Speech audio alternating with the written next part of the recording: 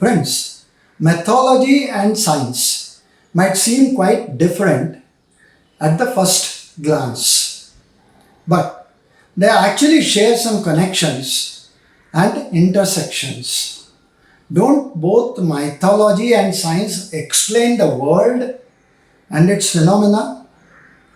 While science does it using empirical evidence and experimentation to understand the natural world, mythology does it through storytelling and allegory.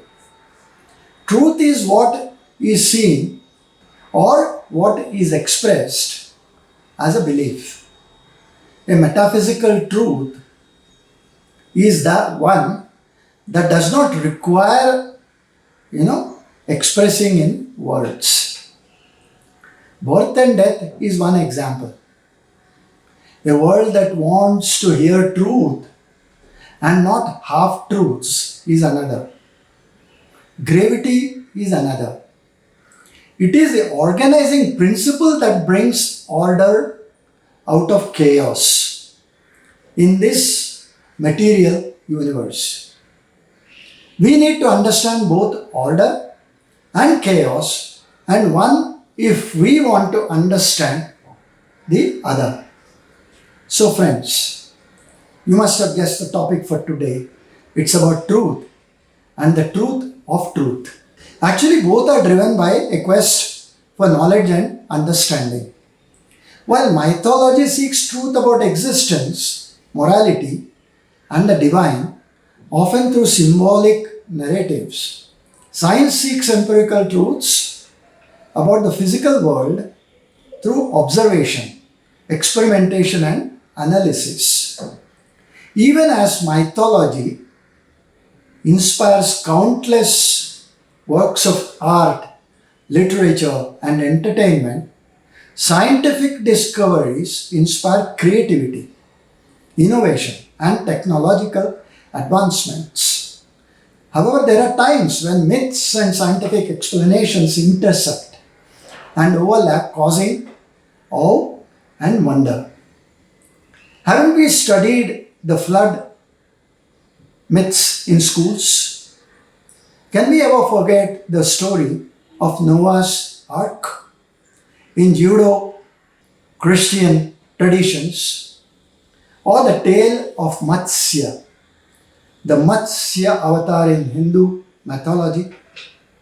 Now, for science, geological evidence such as sediment layers and fossil records suggest that there were significant floods in different parts of the world thousands of years ago, as they keep happening to this day. Doesn't it validate our mythological accounts? Similarly, ancient myths often incorporated celestial events and bodies into their stories.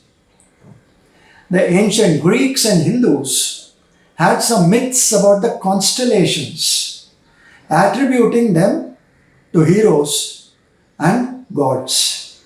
As in modern astronomy, validated and explained many celestial phenomena that were once part of the myths.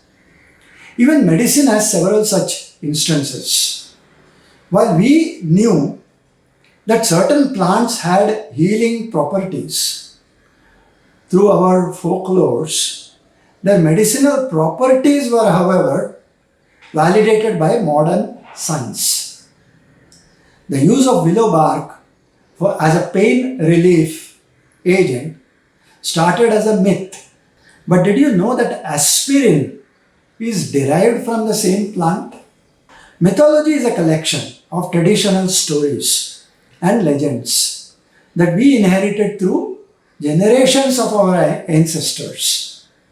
They are important in our lives, for often they explain the natural phenomena, our cultural traditions, religious rituals, and the origins of the world.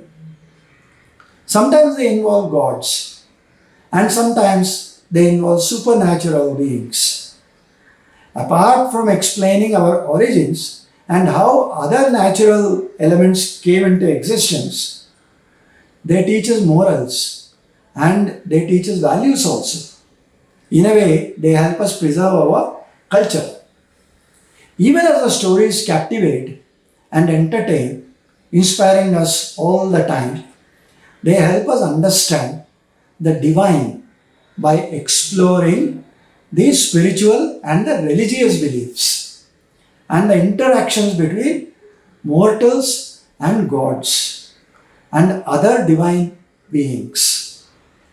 Whether it's Greek mythology with gods and goddesses such as Zeus, Hera, Athena, and heroes like Hercules, Achilles, or Scandinavian Norse mythology with gods like Odin, Thor, Loki, and tales of the legendary realm of Asgard or the Egyptian mythology with gods like Ra, Osiris, and Isis. They all explain afterlife beliefs through a complex pantheon of deities associated with different aspects of life and end times events. While Hindu mythology, with its 33 million gods and goddesses, such as Brahma, Vishnu, Shiva, and through epic tales like the Ramayana and Mahabharata, explores concepts of dharma, karma, and the cyclic nature of existence. The Chinese mythology explains the balance between cosmic forces like yin and yang, with figures like Pangu, Nua, and the dragons. The Mesopotamian and the Japanese mythologies are even more interesting, while the Sumerian, Babylonian, and Assyrian myths tell the tales of deities like Gilgamesh, Enlil, and Ishtar, with stories about creation, flood, narratives, and heroic quests. The Japanese mythology, with mythical creatures such as Kitsune and Oni, explain life's truth, through stories, folklore, and Shinto beliefs. Many of our ancient stories as well do similar things. Whichever culture we may study, they all try explaining the mysteries of the world through storytelling. It is simply fascinating for the insights they provide into the beliefs, values, and imagination of the societies that created them. Ragnarok in Norse mythology serves as a symbol of cosmic renewal and critical transformation.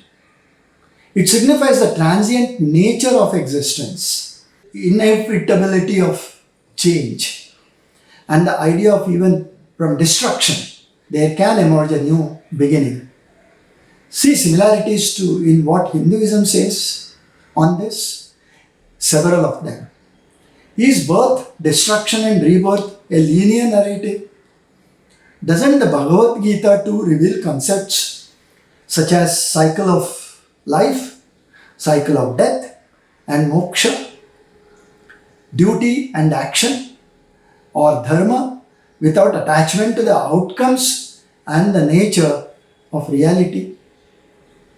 So there is a lot of common understanding between various scriptures. Friends, next time you hear about a myth, think again. It could be the meta truth that is inviting us to consider the deeper layers of truth beyond surface level facts. With that, friends, I end today's episode with a promise to be back again the next Saturday. Until then, thank you, Dhanyavad, Namaskar.